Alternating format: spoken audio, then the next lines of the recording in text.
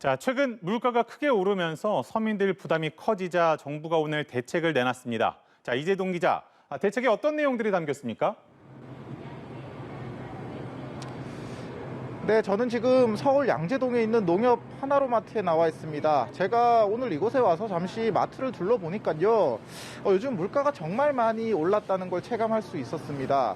일단은 물건 자체가요 많지가 않았습니다. 그러니까 요즘 가장 많이 오른 음식이 식용유나 밀가루 같은 음식들인데, 식용유나 밀가루 같은 음식 같은 경우에는 1인당 살 수 있는 개수를 제한해 놨거든요. 그만큼 이게 날이 지나면 계속 오르기 때문에 이렇게 그 사재기를 방지하는 차원이었고요.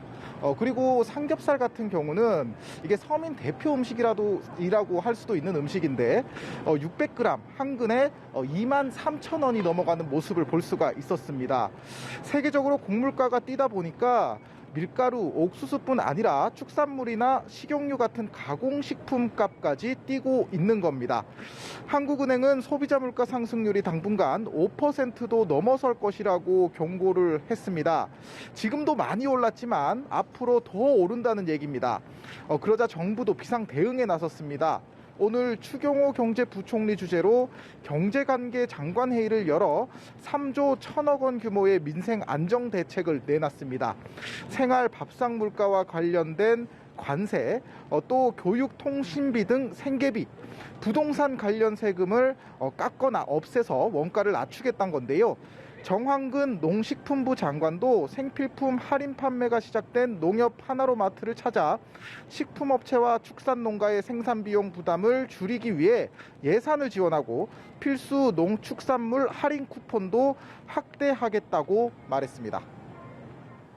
그러니까 요약하면 돼지고기와 식용유 같은 주요 식료품의 수입 관세를 낮추거나 깎고 교육비나 통신비 같은 생계비 부담을 줄이겠다, 이겁니까? 네, 맞습니다. 말씀하신 것과 같이 식용유나 밀, 이런 돼지고기 같은 식품 원료 7종은요, 연말까지 관세가 면제됩니다. 이렇게 되면 수입 돼지고기는 최대 20% 원가 인하 효과가 있다는 게 정부 설명입니다. 또 나프타용 원유와 산업용 요소 등 파급 효과가 큰 7개 산업 원자재도 연말까지 관세가 면제되고요. 커피나 코코아, 원두의 수입분 부가세, 또 병, 캔 등 개별 포장된 가공식료품 부가세도 내년까지 면제됩니다. 또 승용차 개별 서비스의 30% 감면은 연말까지 6개월 재연장하고, 통신사들이 6만 원대 5G 중간 요금제를 3분기부터 출시하도록 유도하기로 했습니다. 주거비 부담 경감 대책도 대거 포함됐습니다. 1주택자의 종부세 등 보유세 부담을 2020년 수준으로 되돌리기로 했고요.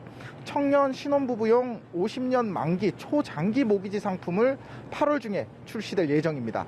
생애 최초 주택 구입 가구에는 3분기부터 주택담보대출 비율 상한선을 80%로 올려주기로 했습니다.